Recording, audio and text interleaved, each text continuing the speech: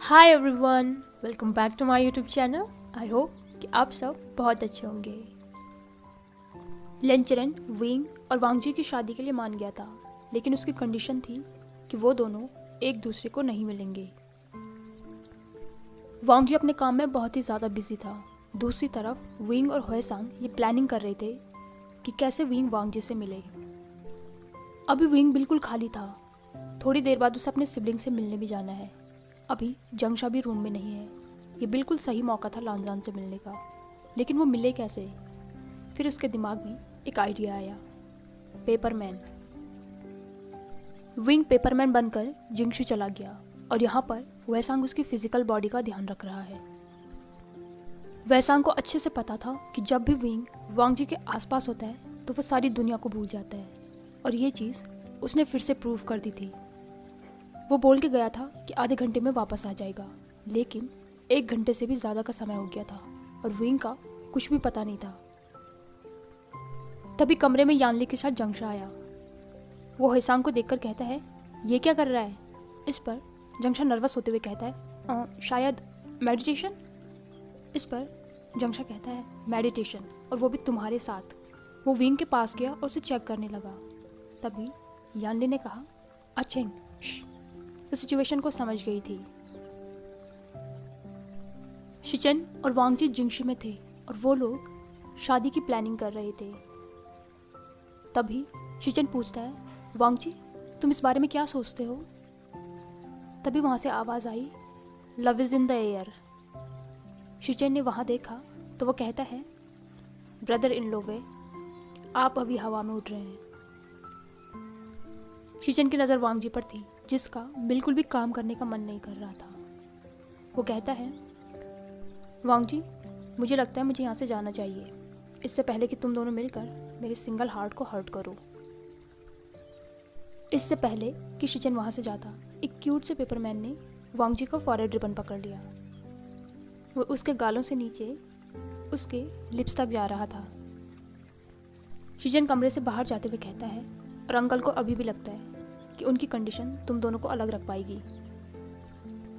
Wing वांगजी ने उस पेपरमैन से कहा, लेकिन उसने कोई भी रिएक्शन नहीं दिया। वो तो वांगजी के गालों से चिपका हुआ था, उसकी वार्मथ को महसूस कर रहा था।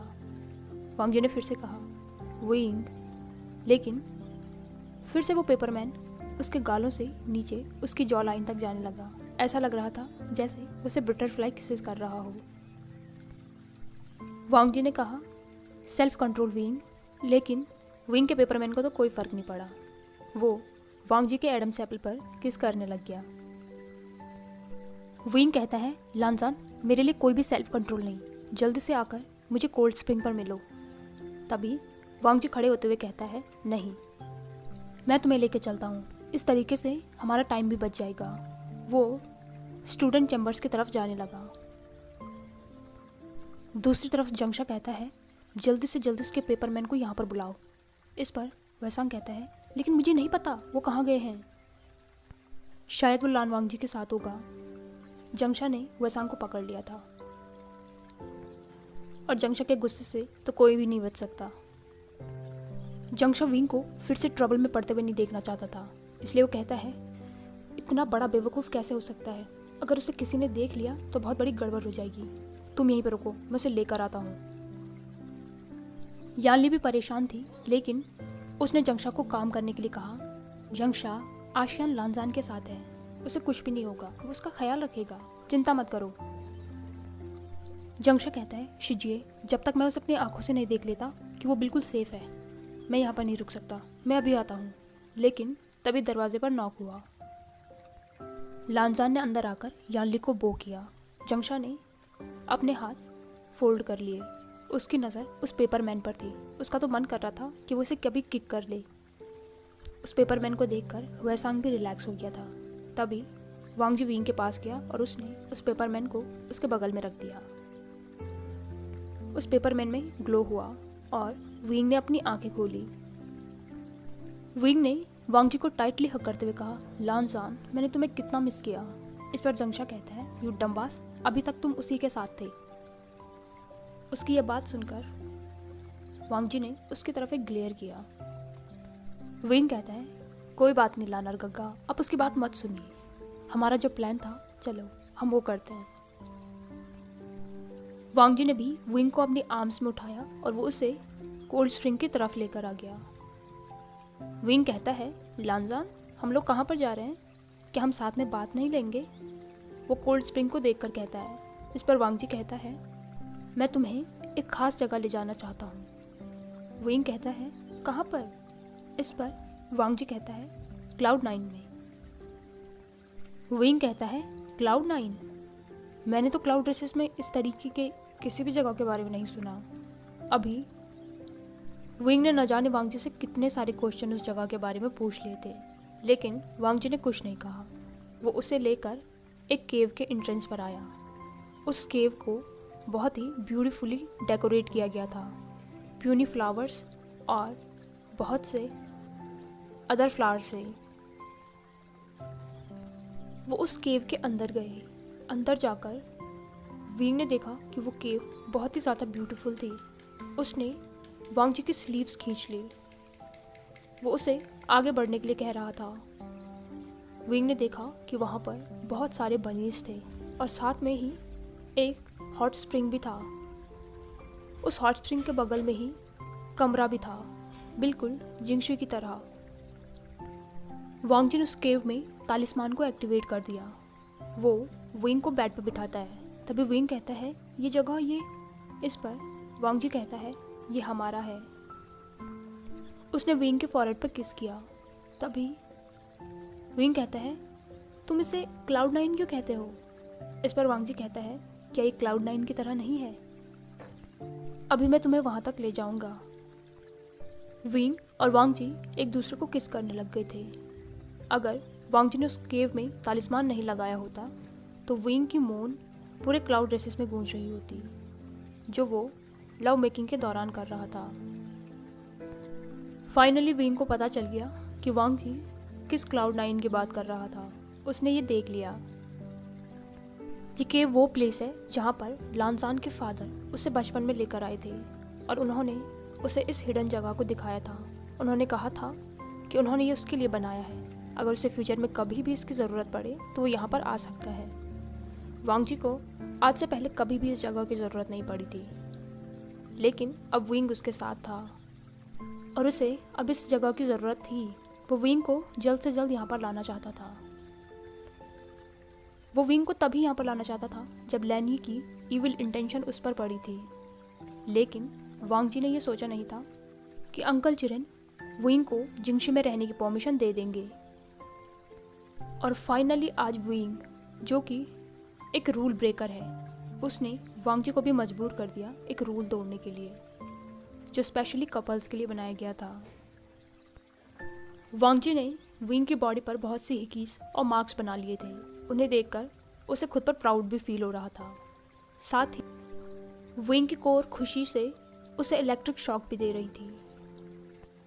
यह वही कोर है जो पहले उसे रिजेक्ट कर रही थी और बाद में उसने उसे एक्सेप्ट किया, उसे प्रोटेक्ट किया, और अब तो उसे ऐसा फील हो रहा है जैसे ये कोर उसकी ही हो।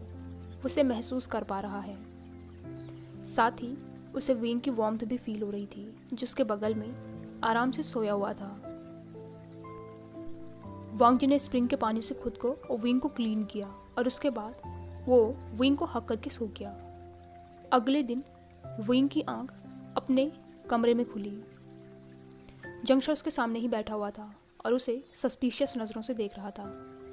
बगल में ही स्पाइसी सॉस और साथ में मेडिसिनल सूप भी रखा हुआ था। जंगशा सीधे पॉइंट पर आते हुए कहता है, कल रात तुम कहाँ थे और क्या कर रहे थे? इस पर विंग ब्लश करते हुए कहता है, जंगशा, इसके बारे में मैं तुम्हें नहीं बता सकता। इससे जंगशा कंफ्यूज हो गया था। विंग कहता है, अगर तुम इतना इंसिस्ट कर रहे हो तो मैं तुम्हें बता ही देता हूँ। लानजान ने मुझे पहले किस किया। और फिर जंगशा उसे रोकते हुए कहता है, बस बस। अब वो भी समझ गया था। वो सोचता है वो कैसे भूल गया कि उसका भाई कितना बड़ा शेमलेस है। दूसरी तरफ युनमंग के जियांग सेक्ट में मैडम यू कहती है, लगता है हमारी सेक्ट से ये परेशानी जाने वाली है, लेकिन मुझे ये समझ नहीं आ रहा कि लान वांग जी इस बरैट से शादी करने के लिए कैसे मान गया। लेकिन वो इस बात से भी रिलाइव थे कि अब विंग यूनशेन में ही रहेगा। शिचेन यूनमेंग में आया हुआ था। जियांग फेंगमियान उससे कहते हैं, मैं बहुत ही ज़्यादा खुश हूँ कि मेरा बेटा फाइनली सेफ हाथों में है। वो बहुत ही ज़्यादा इनोसेंट है, कभी कभी शरारतें करता है, लेकिन आप उसका ख्याल रखिएगा। फेंगमियान की बातें सुनकर शिचेन के दिमाग में कल रात की मेमोरीज चलने लग गई। वो सोचता है, आपका बेटा बहुत ही ज़्यादा इनोसेंट है। वो दोनों ही इस बात के लिए एग्री हो गए थे कि शादी के बाद का बैंक्वेट यूनमंग में किया जाएगा। शिचेन के लोटस पियर से जाने के बाद मैडम यू ने जियांग फेंगमियान को कन्विंस कर लिया कि उन्हें भी जल्द से जल्द क्लाउड रेसेस जाना चाहिए। जियांग फेंगमियान को समझ नहीं आ रहा था कि मैडम यू ऐसा क्यों कह रही है, लेकिन उन्हें तो अपने बच्चों से मिलना था, तो वो मान गए। वैसे फैमिली शादी के पहले दिन मिलती है, लेकिन मैडम यू कह रही हैं तो उन्हें जल्दी जाना पड़ेगा, इसलिए उन दोनों ने सेरेमनी की पूरी तैयारियां की। गिफ्ट प्रिपेयर करना, बाकी सेक्ट के लोगों को इनवाइट करना, एल्डर्स को इन्फॉर्म करना, सब कुछ उन लोगों ने उसी दिन कर लिया था। नेक्स्ट मॉर्निंग जियांग कपल्स अपने गिफ्ट्स के साथ क्लाउड रेसेस के लिए निकले। जियांग फेंगमियान ने यूनमेंग में सबको ये आदेश दे दिया था कि सेरेमनी ख़त्म होने के बाद यहाँ पर एक बैंक्वेट होगा, तो उसकी तैयारी जल्दी ही स्टार्ट कर दें। क्लाउड रेसेस में स्टूडेंट चैम्बर के बाहर में एक औरत सीन क्रिएट कर रही थी। वो बहुत ही ज़्यादा हल्ला कर रही थी, इस वजह से वहाँ पे बहुत से डिसिपल्स इकट्ठा हो गए थे। वो लेडी कोई और नहीं मैडम लेन थी। वो वहाँ पर चिल्ला चिल्ला कर कह रही थी, मेरा यकीन करो तुम सब लोग, वो एक मॉन्स्टर है। सेक्ट एल्डर्स हमारी सेक्ट को खतरे में डाल रहे हैं, वो इसे ईविल के हाथों सौंप रहे हैं। मैडम लैन की आवाज़ सुनकर विंग की नींद भी खुल गई। वो हुएसांग के साथ वहाँ पर आया। थैंक्स टू लैनी, उसने अपनी मदर को सही टाइम इन्फॉर्म किया था कि किस समय उन्हें क्लाउड रेसेस में जाकर तमाशा करना चाहिए। इस वक्त शिचेन और वांगजी अपने अंकल के साथ शादी के प्लान्स को डिस्कस कर रहे थे और साथ ही एल्डर्स के साथ डार्क एनर्जी को भी डिस्कस कर रहे थे। जियांगचेंग और यान ली शी टाउन गए थे अपने पेरेंट्स को लेने, तो विंग यहाँ पर अभी अकेला था। जैसे ही मैडम लैन ने विंग को देखा, वो कहती है, तुम वे वुशियान, शैतान के बारे में बात की और वो आ गया। तभी पीछे से एक डोमिनेंट आवाज़ आई, तुम्हें मेरी फैमिली के बारे में बुरा बोलने का हक किसने दिया? सब ने उस वॉइस की तरफ देखा। वो विमेन पर्पल रोब्स में उनकी तरफ आई। उसके हाथ में वो पर्पल लाइटनिंग चमक रही थी। यानली और जंगशा भाग के विंग की तरफ गए और उसे प्रोटेक्ट करने लगे। मैडम यू के साथ खड़े होकर जियांग फेंगमियान को आज प्राउड फील हो रहा था। जैसे ही मैडम लैन ने ये रियलाइज़ किया कि उसके प्लान में मुश्किल आ गई है, तो उसका चेहरा बिल्कुल डार्क न हो गया, लेकिन फिर उसे खुशी भी होने लगी क्योंकि उसने अपनी ओल्ड फ्रेंड को पहचान लिया था। मैडम लैन कहती हैं, आयु, ये मैं हूँ। मैं तुम्हारा पेन समझ सकती हूँ। मुझे पता है तुम्हारे लिए कितना मुश्किल रहा होगा उस औरत के बेटे को पालना। ये सुनकर मैडम यू कहती है, ओह, तो तुम में अभी हिम्मत है कि तुम मेरे सामने मेरी फैमिली के बारे में इस तरीके से बात कर रही हो। इस पर मैडम लैन कहती हैं, ओह, तो अब समझ आया कि जियांग सेक्ट इस मॉन्स्टर का यूज़ कर रही है अपनी पावर बढ़ाने के लिए। मैडम यू स्मित करके कहती है, इस ट्रैश को क्लाउड रेसेस से बाहर फेंको। तभी वहाँ पर लैन शिचेन भी आ गया। उसे वेसांग ने इन्फॉर्म किया था। वो कहता है, मैडम लैन, आपने हमारी फैमिली की इंसल्ट करके हमारी सेक्ट के रूल्स को तोड़ा है। आपकी सज़ा ये है कि आप 10 सालों तक क्लाउड रेसेस में कदम नहीं रखेंगी। गार्ड मैडम लैन को वहाँ से बाहर लेके गए। वो अभी भी चिल्ला रही थी। लैनी भी उनके पीछे पीछे गई। सबके जाने के बाद वांगजी विंग के पास गया उसे कंफर्ट करने। विंग बहुत ही ज़्यादा इमोशनल हो गया था। जंगशा और यानलिन ने भी सेटिस्फैक्शन में स्माइल किया। अब जियांग फेंगमियान में समझ गए थे कि क्यों मैडम यू इतनी सुबह सुबह क्लाउड ड्रेसेस आना चाहती थी। शायद उन्होंने अंदाज़ा लगा लिया होगा कि कोई विंग को बुली करेगा, इसलिए वो खुद ही यहाँ पर आ गई ताकि उनकी फैमिली को कोई हर्ट न कर सके। मैडम यू विंग के पास आकर स्ट्रिक्ट टोन में चिल्लाते हुए कहती है, तुम्हारे पास मुंह नहीं है, बोल नहीं सकते हो कुछ? इस पर विंग कहता है, आंट वो इतने शॉक में था कि उसके मुंह से कुछ वर्ड ही नहीं निकल रहे थे। लेकिन जंगशा बहुत खुश था। वो कहता है, मदर आपने जो कुछ भी किया बहुत अच्छा किया, बहुत मज़ा आया। फिर वो क्यूरियस होकर कहता है, लेकिन मदर वो किस बारे में बात कर रही थी? किस तरीके के ईविल की बात कर रही थी वो? जियांग कोई भी ईविल नहीं है। वांगची और होएसांग को उनके साथ डिनर करने के लिए इनवाइट किया। डिनर करने के बाद जंगशा विंग के साथ चिपका हुआ था। वो उससे बात तो नहीं कर रहा था, लेकिन उसे छोड़कर कहीं जा भी नहीं रहा था। दूसरी तरफ लानजान भी अब पेशेंस नहीं रख पा रहा था, क्योंकि जंगशा उन्हें स्पेस ही नहीं दे रहा था। वांगजू को अपने रूम में जाने से पहले विंग से बात करनी थी। जंगशा इरिटेट होकर वांगजी से कहता है, मैं उसका भाई हूँ, मेरे पास राइट्स हैं उसके साथ रहने के। ना ही वांगजी और ना ही जंगशा पीछे हट रहे थे। तभी जंगशा फिर से कहता है, मैंने कहा मैं उसका भाई हूँ तो मेरे पास सारे राइट्स हैं। उसकी बात सुनकर वांगजी प्राउड में कहता है, विंग मेरा है। इस पर जंगशा कहता है, मैं उसे सालों से जानता हूँ, हम साथ में बड़े हुए हैं, हम साथ में खेलते थे, हम यूनमंग में साथ में रहते हैं, हम साथ में फिशिंग करने जाते थे, साथ में नाइट हंट पर जाते थे, हमने बहुत से एडवेंचर साथ में किए हैं। और जब भी ये लड़कियों के साथ फ्लर्ट करके खुद को हीरो दिखाता था तब मैं इसका सपोर्ट करता था। और हमने साथ में बहुत कुछ किया है, मेरे पास लंबी लिस्ट है, तुम्हारा क्या? ये सुनकर वांगजी कहता है, मैं उसका सोलमेट हूँ।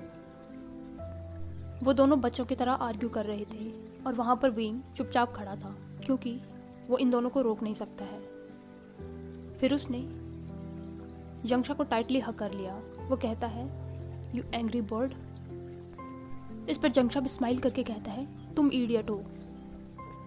विंग ने हक तोड़ा और वो वांगजी के पास गया। उसने वांगजी के लिप्स पर एक पैक किया, लेकिन वांगजी ने उसे टाइटली पकड़ लिया और उस किस को और डीप किया। उसे वहाँ पर खड़े जंगशा के एम्बैरेस्ड चेहरे से कोई भी फर्क नहीं पड़ा। हाय एवरीवन, आई होप कि आपको ये पार्ट पसंद आया हो। अगर आपको ये वीडियो पसंद आई हो तो इसे लाइक, कमेंट, शेयर और चैनल को पक्का से सब्सक्राइब कीजिए। Thank you.